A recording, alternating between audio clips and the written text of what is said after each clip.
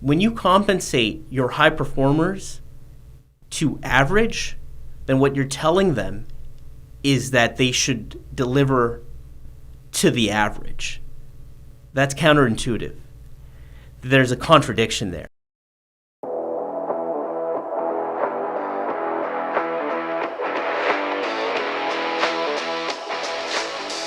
Hello, everyone.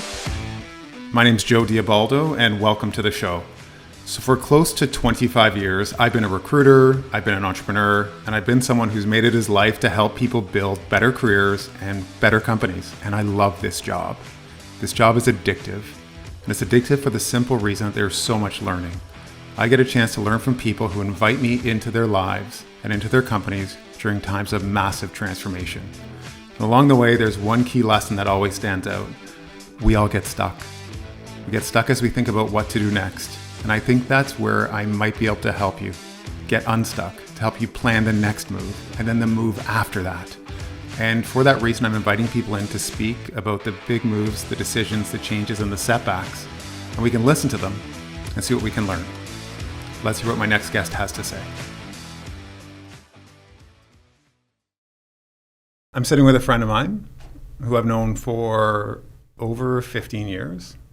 Welcome, Rikesh.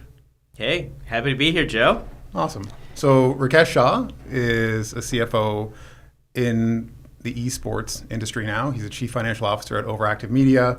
This is Canada's largest esports organization and group. So Rikesh has a distinguished career. It's been marked by contributions to high-value organizations, including the Canadian Olympic Committee, where he served as the executive director of finance. And the way that I've known Rikesh is he's always been innovative and pragmatic at the same time, which is a difficult thing to balance, in the way that he's moved these organizations forward. Very rational, very analytical, but then can inspire people to take action when needed. And I want to talk to him today.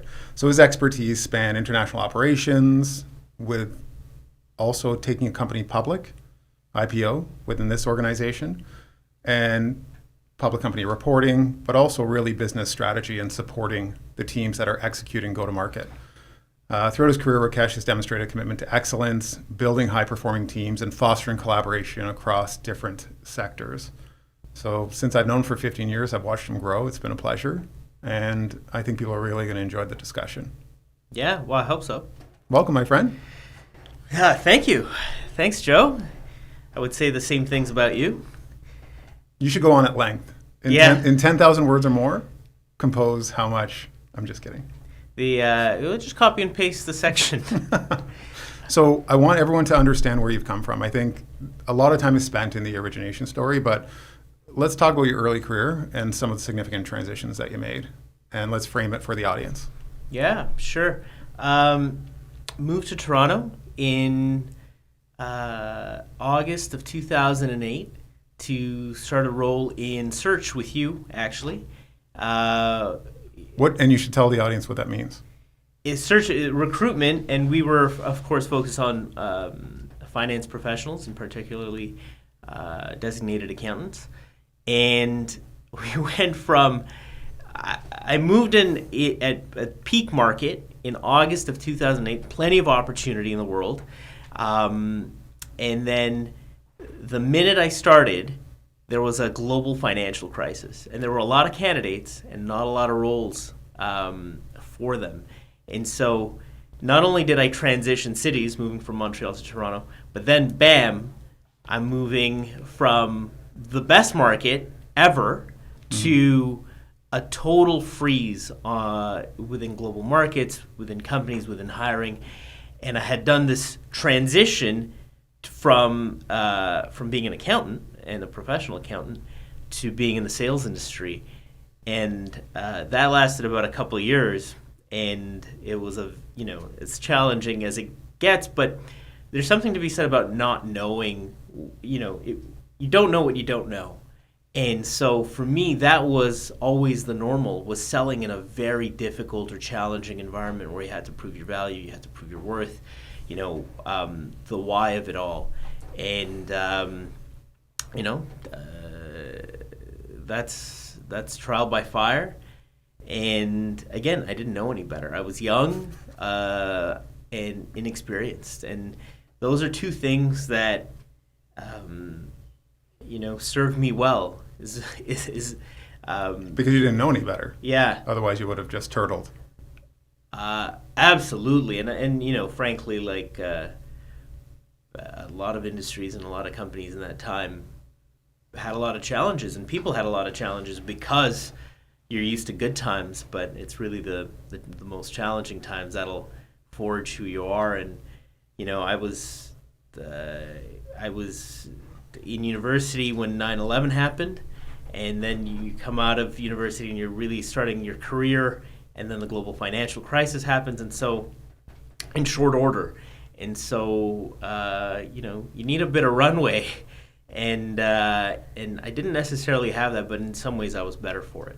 Most people try to transition one thing, but you moved cities, which means you're abandoning a network that you've built, and networks create opportunity. You're leaving a friends group. You're changing your career. So you have built the foundation in finance, accounting, Yeah, audit, and you're like, forget it, I'm just going to go and be customer facing. and do it in the greatest financial crisis in over 100 years. Yeah. Yeah, absolutely. And again, you don't know what you don't know. And so I started selling into a very challenging market, and I did it for a couple of years, not only in recruitment, but in sales. I would just call it sales overall. And I'm all the better for that experience. When I was in it, it didn't feel that way. No. But I can look back on it and say that being able to listen and truly listen, not to myself, but to others, is a skill. Being able to sell into a challenging environment is a skill. And having that experience, I'm richer for it. It's awesome. Yeah. Let's track quickly through, you exit the recruitment industry, Yeah. and what are you thinking at that point, which is... Yeah, actually one of our old friends called me for a role, a 60-day contract at the Canadian Olympic Committee. Now, if anybody knows anything about taking on roles, a 60-day contract is as short as it gets. Usually, like, at a minimum, you're taking at least a 3-month contract. I took a 60-day contract and parlayed that at the Canadian Olympic Committee into close to a decade, and was promoted into their executive, one of the which rarely ever happens, because the opportunity presented itself. I was able to stay in the game long enough, and as you and I both know, when there's displacement, that's opportunity as much as it is change, which can be a little that's something that you navigate, of course, but getting to the Olympic Committee, which was, look, by all intents and consideration, a dream job. That is, going to a new country and a new place, and seeing athletes at the peak of their performance. It's like summer camp for adults. There's nothing better. I would have never left, except that, I was getting to a place where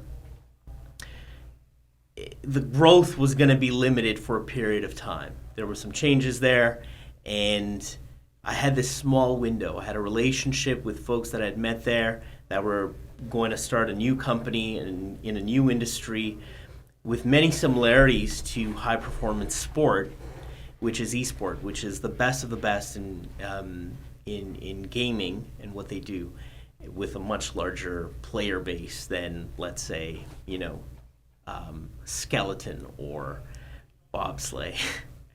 And at this very small window where I was able to go from a national not-for-profit to what today is a global publicly traded company, which is something from a profile standpoint for a finance leader. I mean, you tell me, how often does that happen? Not often. I think the the thing I want to drill into for 1 second that you said, and I thought it was insightful, this has been said by other people in a far more articulate fashion than I say, which is chaos is a ladder. When things are chaotic, people tend to panic.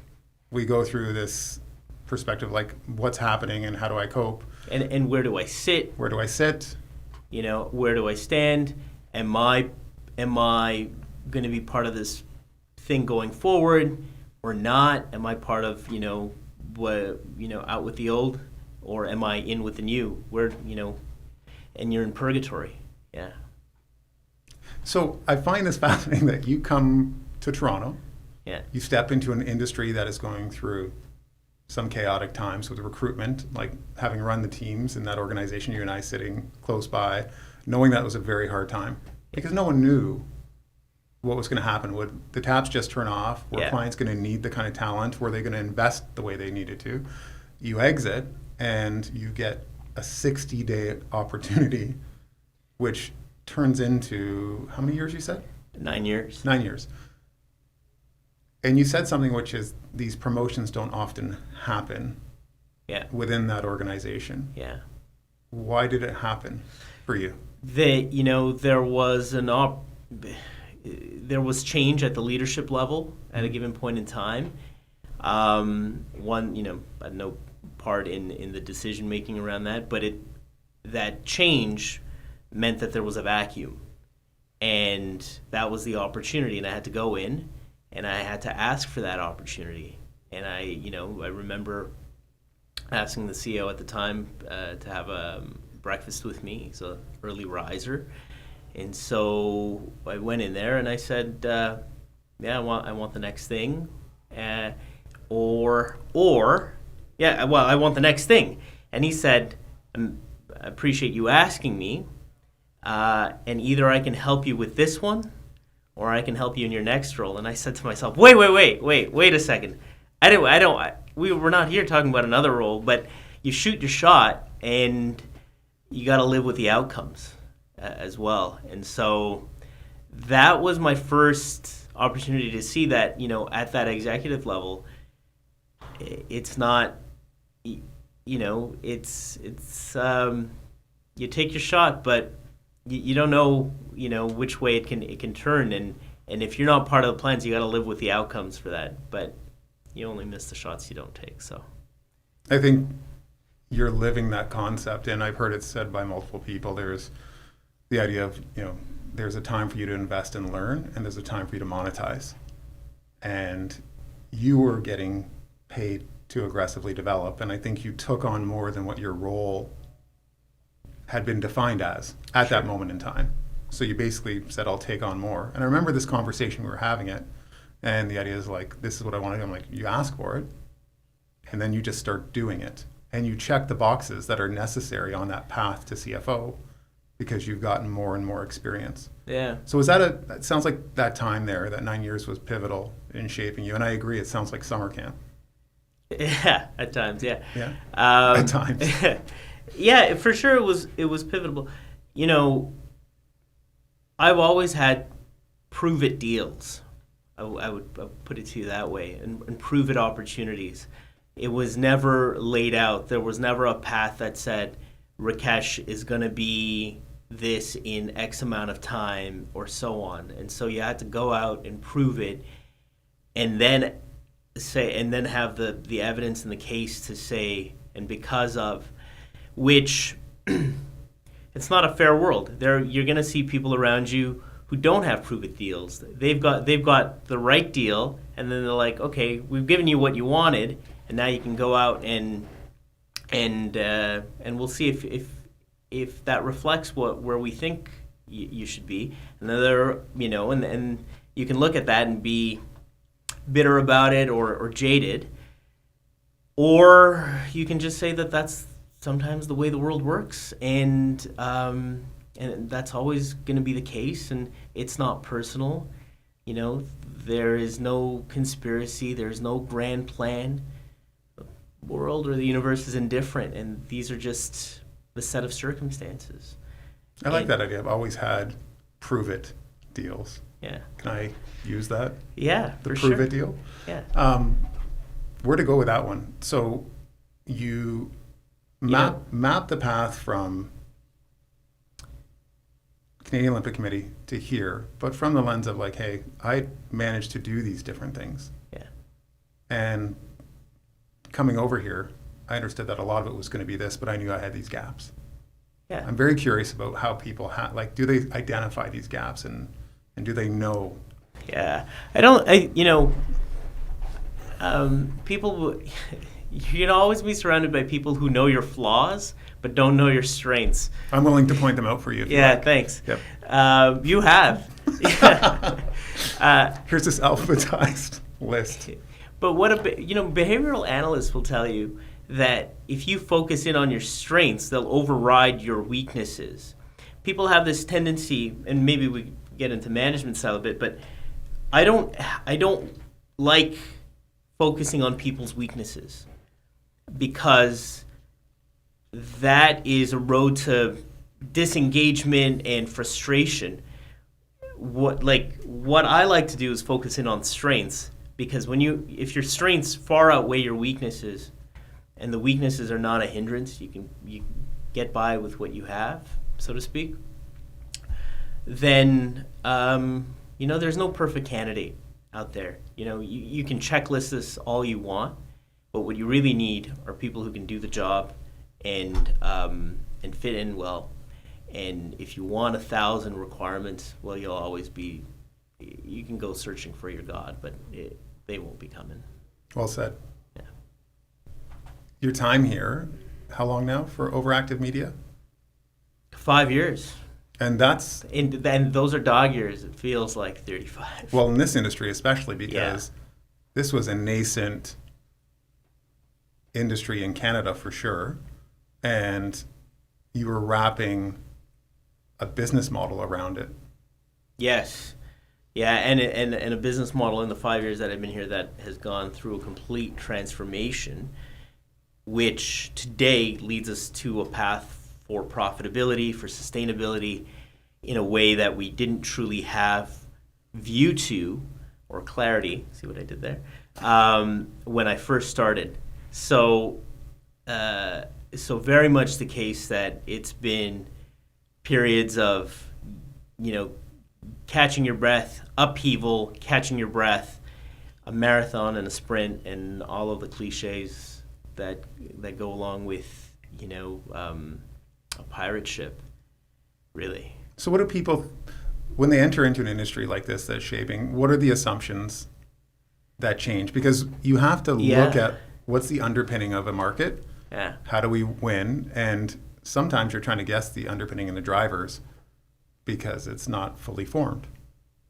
So what changed in this esports space? I would say, you could take esport and just a reflection of like the late 2010s. You'd start like 2018, 2019, where every idea was a good idea. There was a low interest rate environment. You had a lot of money being raised, and that people took a business idea and the fact that they were able to raise significant amount of money and say, well, that's a successful business model. That proves out some aspect of what we're trying to build here. And what you saw over the course of 4 or 5 years is a number of companies with business ideas not necessarily being sustainable business models. And so what they did was they weren't able to raise again as they tried to solidify that business model. And a number of companies, as we've seen on the market, have just said, you know what, this idea doesn't work. And the best option is actually to fold this business because we gave it a shot and there was no model here. And so people fall in love with their own story. And that's human nature. And they think that if they believe in it enough, that will make it successful. Or if they stay with it long enough. But earliest days for anything, you have to be adaptable. Many of the most successful businesses never started, the way they started off is not how they ended up. And there are enough business cases on this. I mean, Netflix was 2 guys driving around thinking, what would be good for a business model, and just coming up with ideas and trying to throw them against the wall. If you look at Amazon, I mean, the last time I bought a book off of Amazon, right, it was a while ago. Is that because you don't read? Do I come across as not well read? No, the point being, I like to buy my books from bookstores, but but the point being that Amazon started off selling books. Yeah. Netflix started off sending you DVDs in the mail, and the core of what they do still remains, but it's changed so significantly. And we have to do the same thing here. We have to adapt. We're an esports company, but that's our core. But we are going to be so much more than that. We are going to be a brand and in something that resonates with a fan base that is not represented through traditional sport or through traditional entertainment. And if you look at the figures on cord cutting, on the fact that Gen Z and millennials, how many of them have a cable subscription package like their parents had? So this is definitely not the case. They're a very hard to reach demographic, and they're very meaningful, of course, because you need to be selling product and connecting with your consumer who's going to be making significant life choices, whether that's getting a mortgage to buy a home, to whether that's buying a car, and so on, right? So we've had to adapt, and I believe we have. There's turmoil with that. It's not as simple as like, okay, well, you come in one day and the change is this fluid thing that is beautiful and perfect. It happens over days and months. It creates displacement and unease and challenges, and you've got to keep the band and certain members of that band together. You just can't have that kind of upheaval. You need institutional knowledge. You need folks who are passionate about the thing that you're trying to build as well. Let's drill into that people component, because when you're starting a business, if where you end up is not how you started, and what you're saying is, we believe that this business will exist and get revenue from these areas. We believe that our cost structure will look like this. We believe that we are in this market. So therefore you go to market and you pull in the right kind of people. Yeah. That, according to your best guess, will be able to execute a plan. And then suddenly what you start to do is disprove some of those assumptions. Yeah. And then the people strategy changes because it has to. So yes. Is that the turmoil that you're talking about, which is what our promise was to the market is slightly different than we expected, and therefore our strategy is slightly different, and therefore we need different people to bring this forward? Yeah, 100%. Okay. And somebody who's been here for 5 years and has seen us go through those stages, that that stark realization that this is not what we thought it was going to be, but it can be something really meaningful. But things will need to change for us to be successful. Those are the challenges, and I can tell you that we're in a good spot today. But could I have told you that 2 years ago or a year ago? No, it's a question mark. You work every day to get to a place, and you can look back and say, well, look at that. The plan has shaked out the way that it has. But I'd go back and say, like, if life is like sliding doors, that Gwyneth Paltrow movie, which will age this podcast right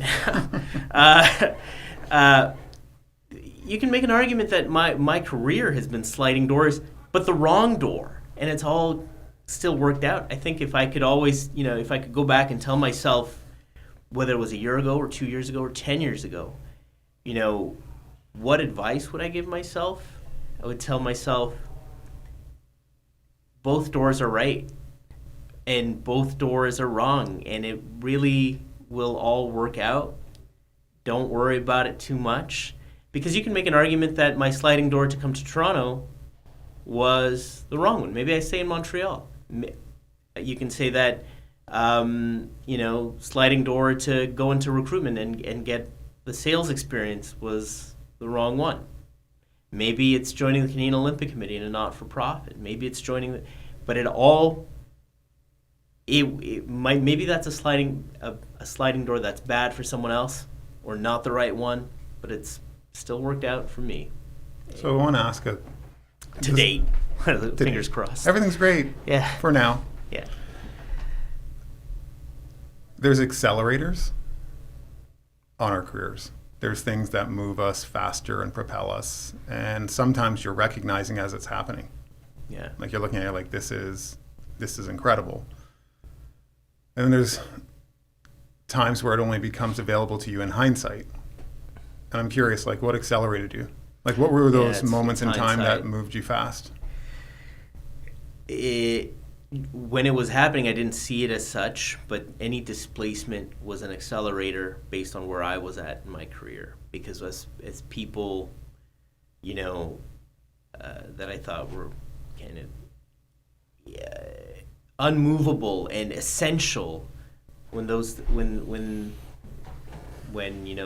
was change, in that moment in time, that displacement, I did not feel great.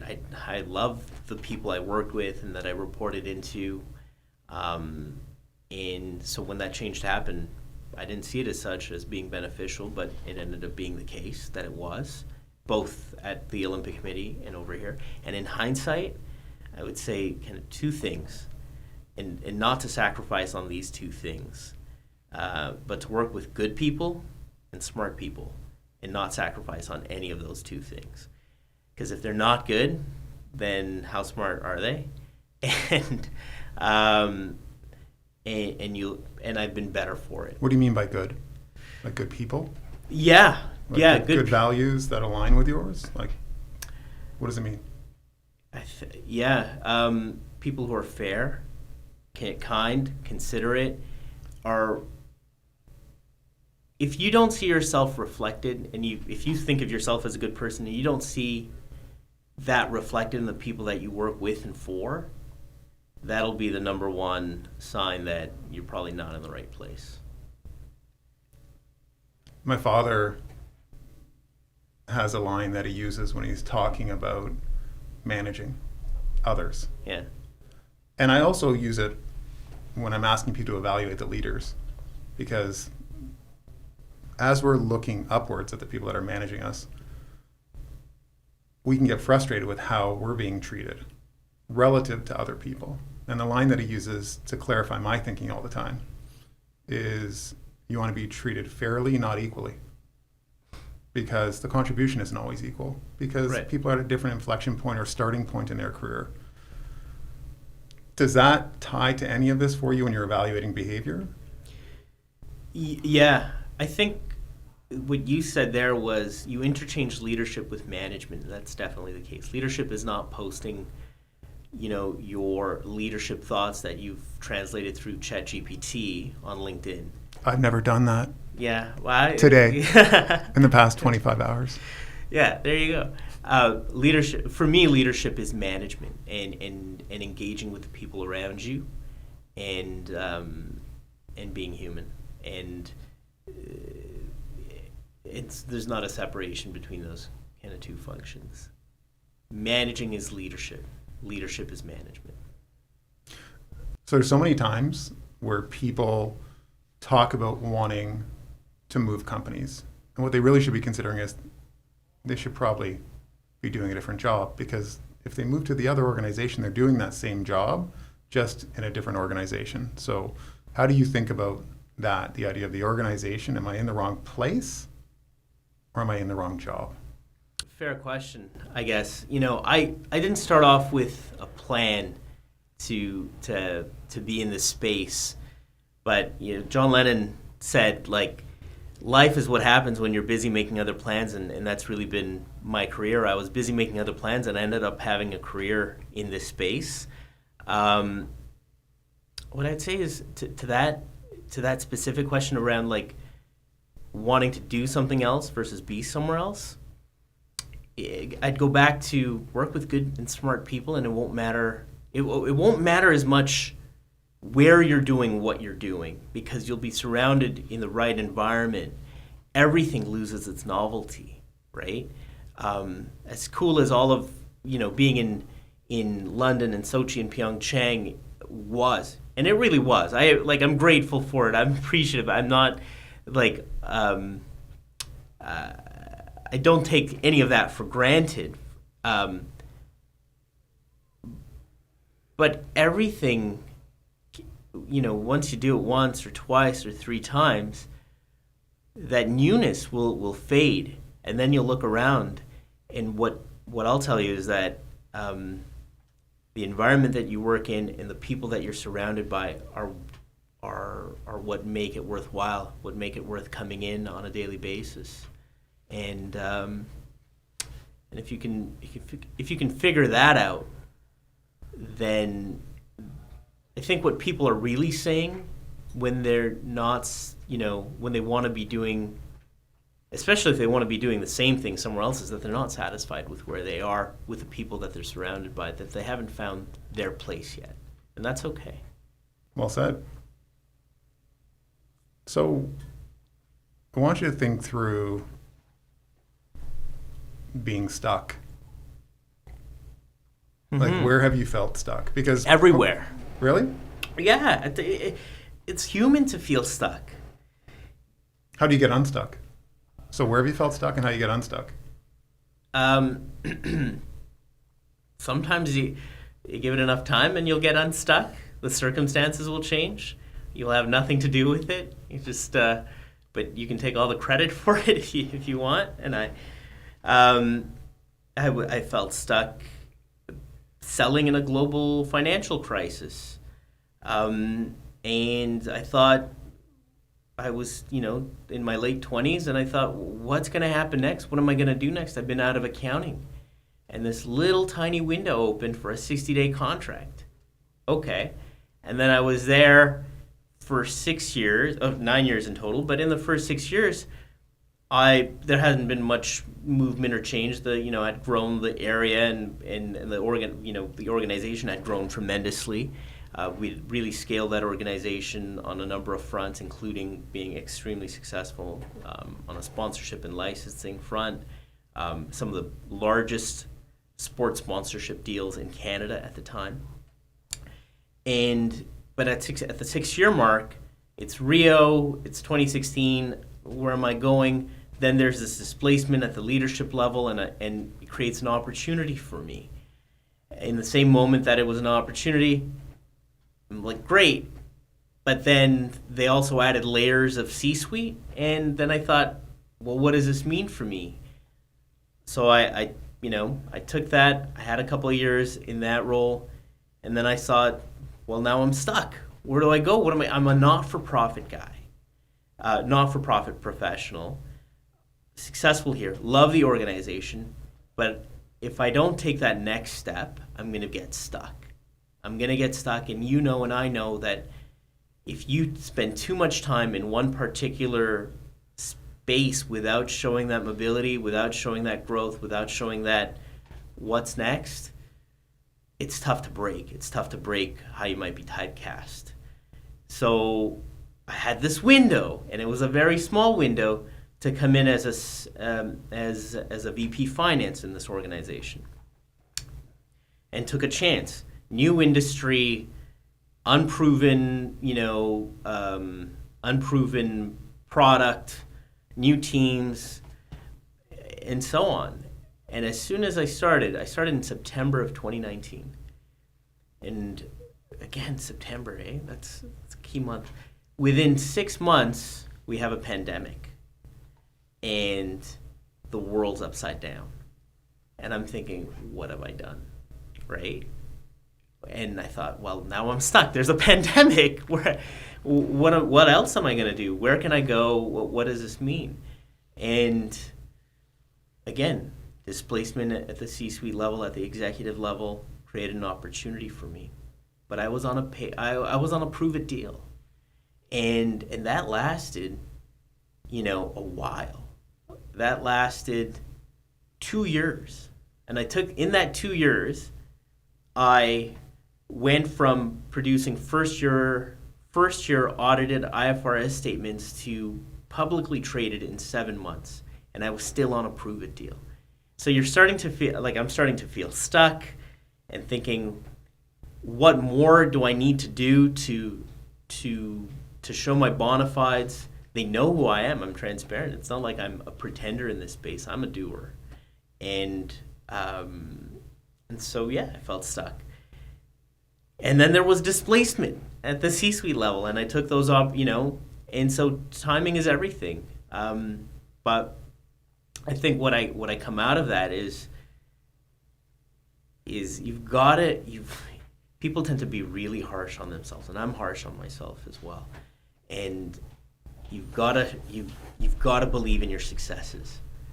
You've got to remember that you have strengths and that those strengths are meaningful. Because there is absolutely this tendency, especially for my colleagues who are professional accountants, to be extremely hard on themselves, and unfairly so, I think, at times. They tend to not value what they're able to deliver, and not value that they have a lot to offer.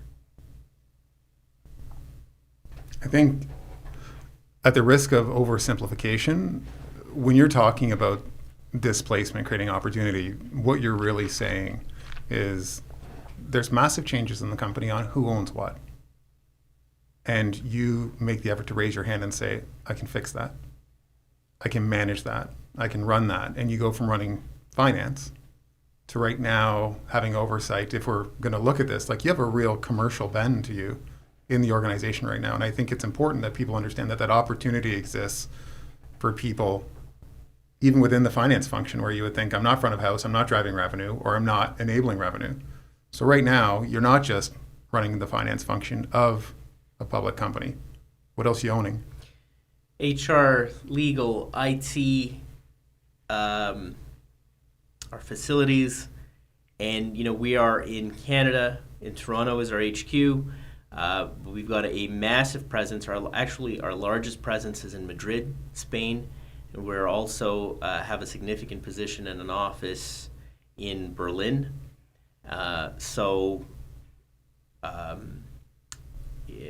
No sprechen Deutsch, no habla español, but you'd be surprised.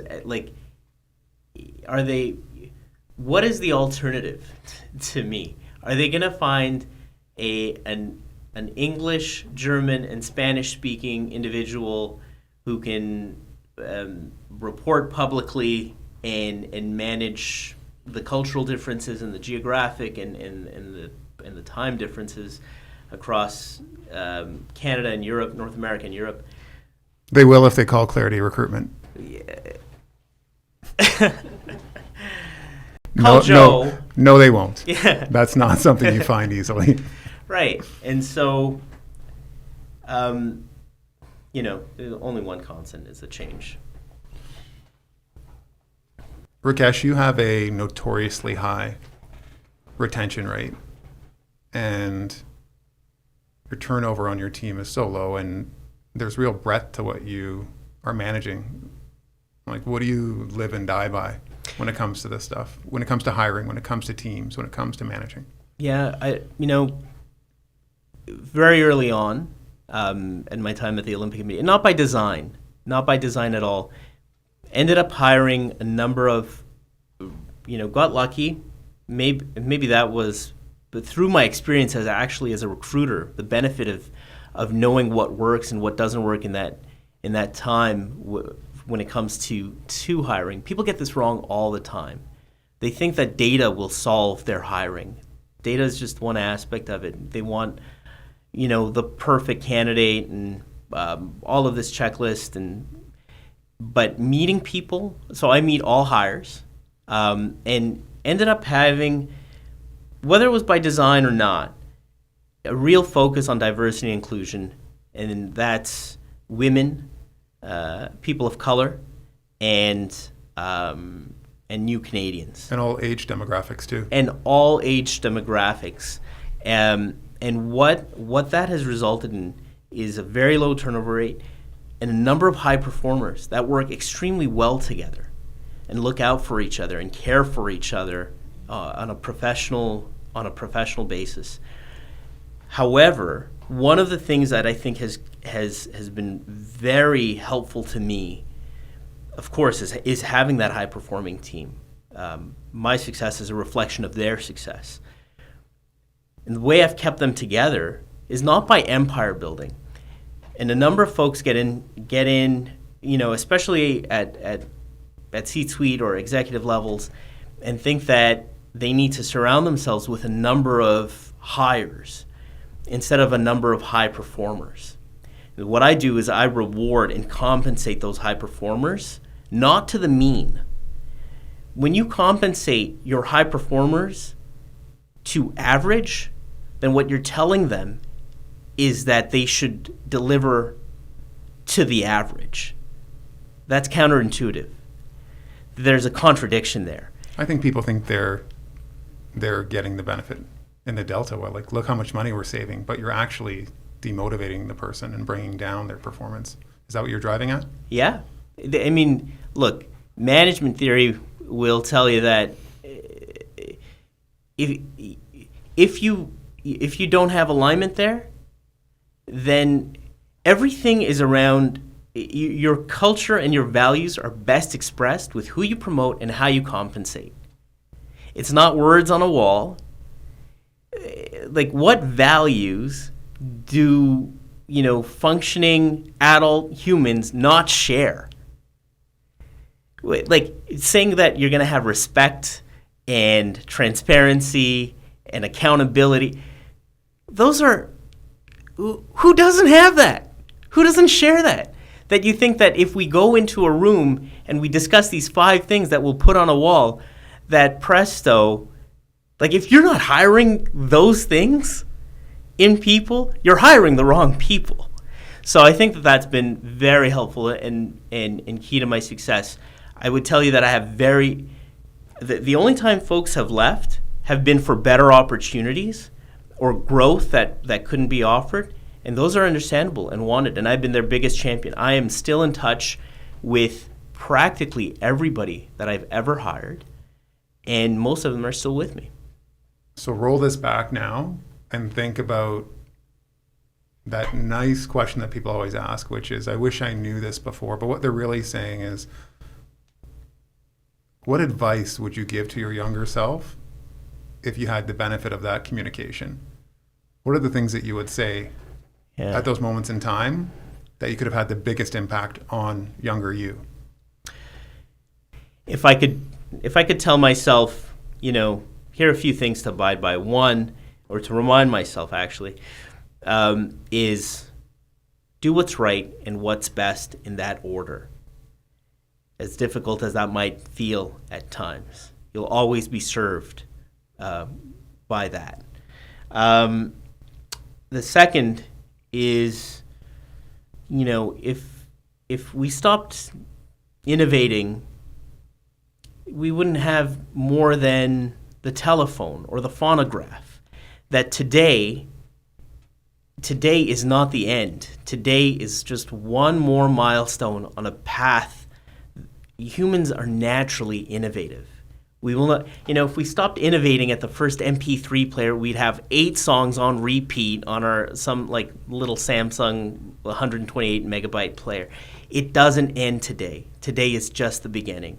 And to take a long view to your take on things. Every generation tends to be very focused on themselves in some ways, as if their experience is different than the generations before or after. It's not the case. It's not the case. I mean, okay, you're unique, great, but to just have a long lens to how things are getting better. It might not always feel that way, and you might be in a trough, but those troughs tend to be smaller and shorter than they feel, and good times and innovation and growth and prosperity and all of those important good things tend to be longer than they are. So don't minimize the good, and don't weigh too much on the bad.